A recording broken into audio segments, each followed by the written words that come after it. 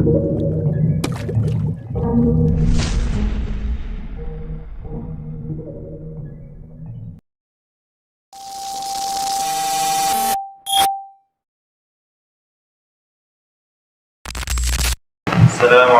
warahmatullahi wabarakatuh. Innal hamdalillah nahmaduhu wa nasta'inuhu wa nastaghfiruh wa na'udzu bihi min shururi anfusina wa sayyiati a'malina. Man yahdihillahu fala mudilla lahu wa man yudlil fala hadiya lahu. Ashhadu an la ilaha illallah wahdahu la sharika lahu وأشهد أن محمدا عبده ورسوله صلوات الله والسلام عليه وعلى آله وأصحابه ومن اتبع هداه. معاشر المسلمين أعزني الله وإياكم، أوصيكم ونفسي بتقوى الله عز وجل بامتثال أوامره واجتناب نواهيه. إنه عز وجل قال لنا: يا أيها الذين آمنوا اتقوا الله حق تقاته ولا تموتن إلا وأنتم مسلمون. وقال: يا أيها الذين آمنوا اتقوا الله وقولوا قولا سديدا يصلح لكم أعمالكم ويغفر لكم ذنوبكم ومن يطع الله ورسوله فقد فاز فوزا عظيما. معاشر المسلمين, jamaah salat Jumat yang semoga senantiasa dalam ampunan Allah dan penjagaan Allah Subhanahu wa taala. Menjadi kewajiban setiap orang mukmin adalah menjaga keimanannya dan senantiasa meningkatkan ketakwaan kepada Allah Azza wa Jalla. Berusaha dengan sekuat tenaga menjalankan perintah-perintah Allah dan perintah-perintah Rasul-Nya dan menjauhi semua yang Allah dan Rasul-Nya larang. Ma'asyiral muslimin azanallahu wa iyyakum. Semua hal itu akan mudah jika keimanan kita bertambah. Dan keimanan kita bertambah, ada banyak hal untuk mencapai ke sana. Di antaranya adalah semakin mengenal Nabi Muhammad sallallahu alaihi wasallam dan juga mentadabburi ayat-ayat Allah Azza wa Jalla. Ada satu surah yang mana Allah Subhanahu wa taala turunkan terkait Nabi kita Muhammad sallallahu alaihi wasallam. Surah ini turun memberikan ketenangan dan juga penentraman jiwa Nabi Muhammad sallallahu alaihi wasallam yang saat itu harus berjibaku menyampaikan syariat Islam, menyampaikan dakwah tauhid dengan penentangan-penentangan yang luar biasa dari kaumnya, bahkan dari sebagian karib kerabatnya. Ma'asyiral muslimin azanallahu wa iyyakum. Kadang surah itu turun atau ayat itu turun sebagai penghibur dan penentram dari hati Nabi Muhammad sallallahu alaihi wasallam. Dan di antara surah itu adalah surah Al-Insyirah. Allah Subhanahu wa taala berfirman: A'udzu billahi minasyaitonir rajim. Bismillahirrahmanirrahim.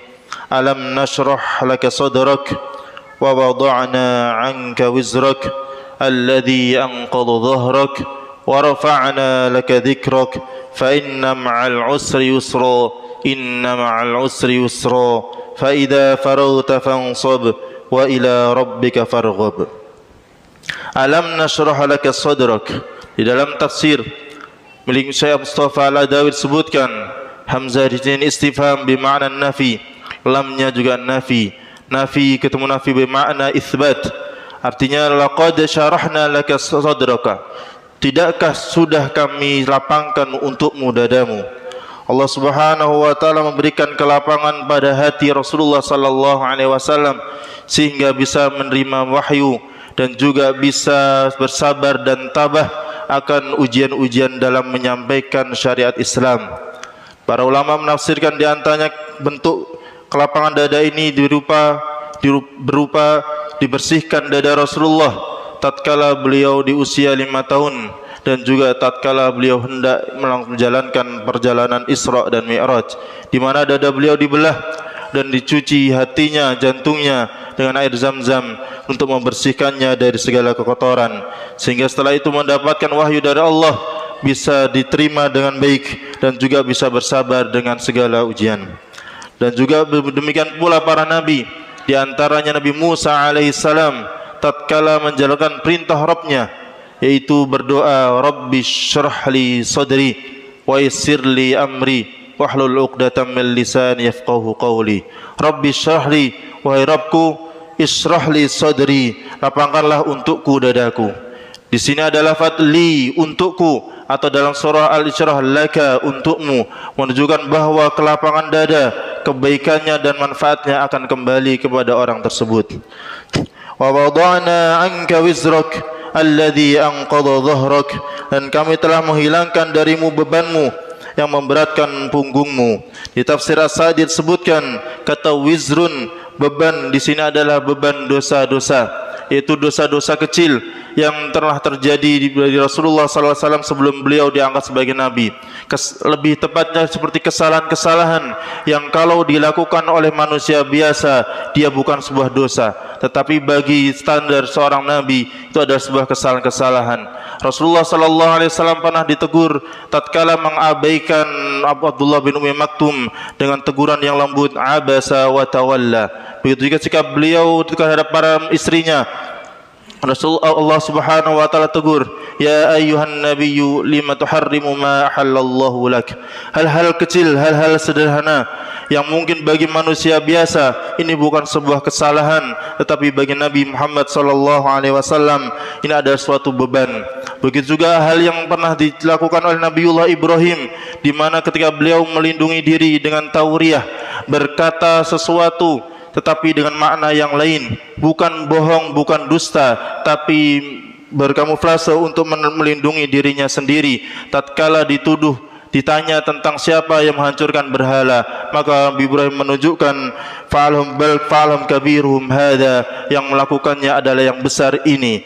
Ini adalah bentuk tauriyah. Hal ini pun bagi Nabi Ibrahim menjadi suatu beban, sehingga kelak ketika di padang mahsyar, ketika para manusia meminta bantuan kepada Nabi Ibrahim, Nabi Ibrahim malu kepada Allah Azza wa Jalla atas perbuatannya ini.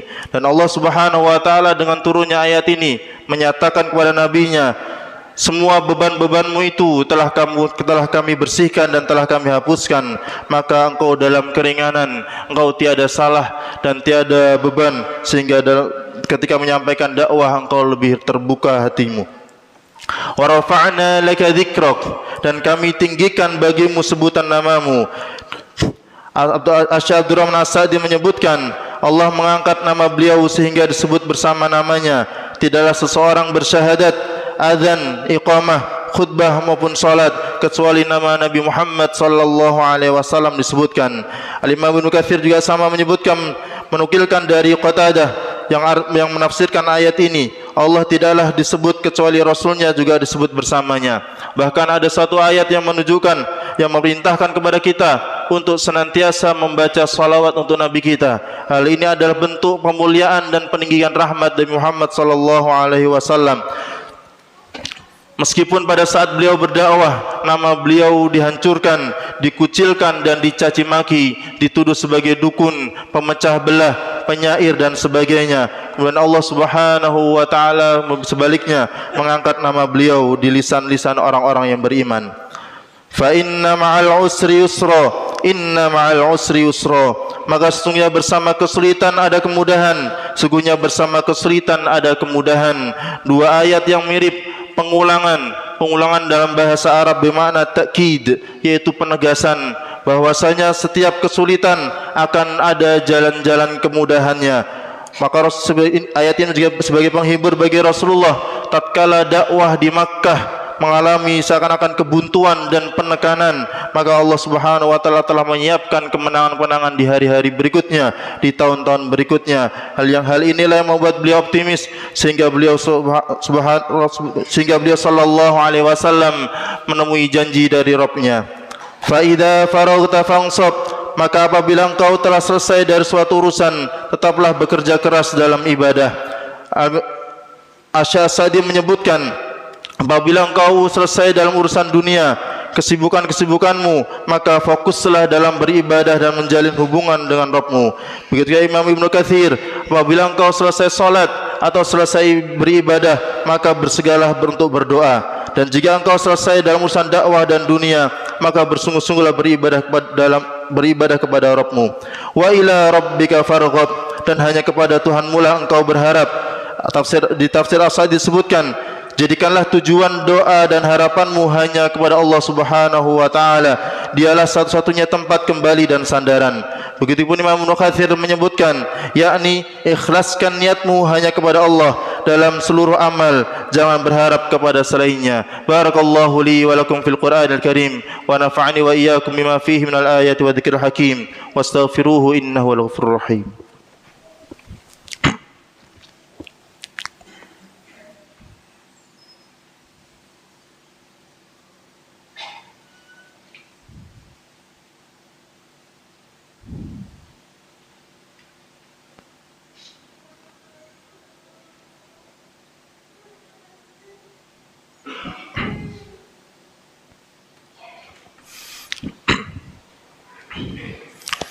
Alhamdulillah wa kafa wassalatu wassalamu ala nabiyil mustafa wa ala alihi wa sahbihi ahli sidqi wal wafa. Jama'azzanallahu wa iyyakum.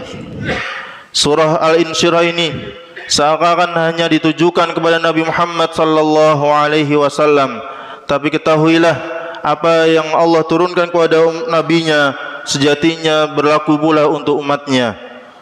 Fahibati fillah, ketika Allah Subhanahu wa taala menyebutkan alam nashrah laka sadrak, kelapangan hati, ketentraman jiwa dapat kita raih tatkala kita meniti sunnah-sunnah Nabi sallallahu alaihi wasallam, tatkala kita menjalankan Al-Qur'an, tatkala kita mengikuti ajaran-ajaran Islam.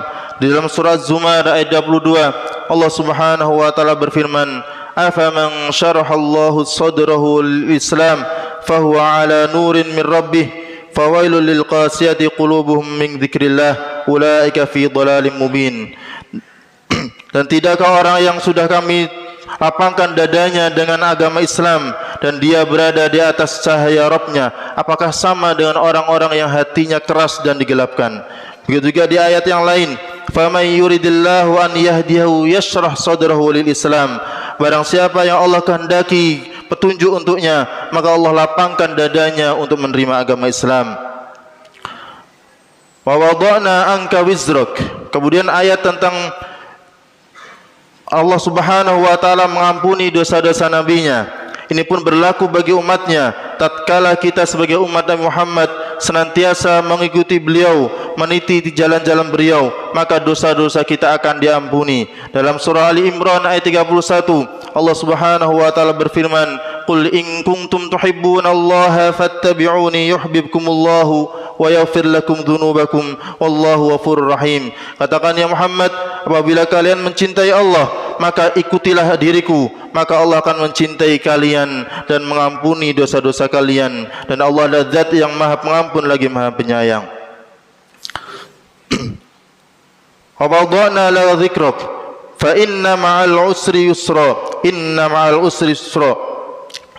Hal ini menunjukkan bahwa setiap kesulitan kita dalam kehidupan dunia, terlebih untuk kehidupan setelah meninggal, yang mana pada saat itu semua dalam ketakutan dan kehimpitan, akan Allah mudahkan tatkala kita mengikuti dan meniti sunnah-sunnah Nabi sallallahu alaihi wasallam.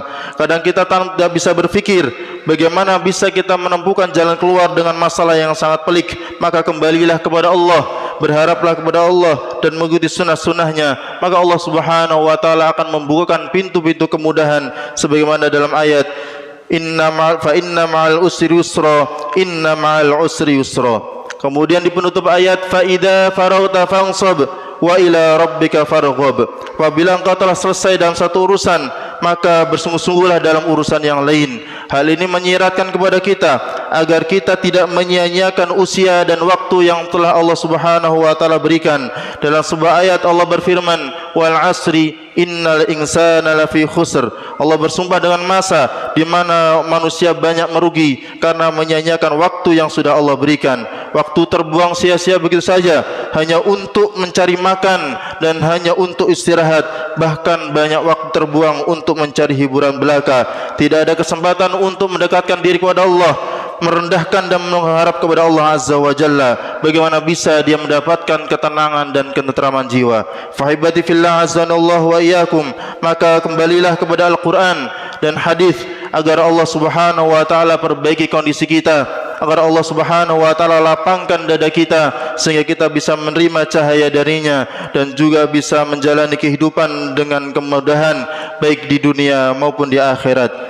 Faya ayuhan nas ittaqullaha wa darul fawahisha ma dhahara wa ma minha wa ma batan wa alamu anna Allah amarakum bi amrin bada bihi bi nafsihi wa thanna bi malaikatihi qudsi innahu azza wa jalla qala إن الله وملائكته يصلون على النبي يا أيها الذين آمنوا صلوا عليه وسلموا تسليما اللهم صل على محمد وعلى آل محمد كما صليت على إبراهيم وعلى آل إبراهيم إنك حميد مجيد وبارك على محمد وعلى آل محمد كما باركت على إبراهيم وعلى آل إبراهيم إنك حميد مجيد اللهم اغفر للمسلمين والمسلمات والمؤمنين والمؤمنات الأحياء منهم والأموات إنك سميع قريب مجيب الدعوات ربنا لا تزغ قلوبنا بعد إذ هديتنا وهب لنا من لدنك رحمة إنك أنت الوهاب اللهم إنا نسألك الهدى والتقى والعفاف والغنى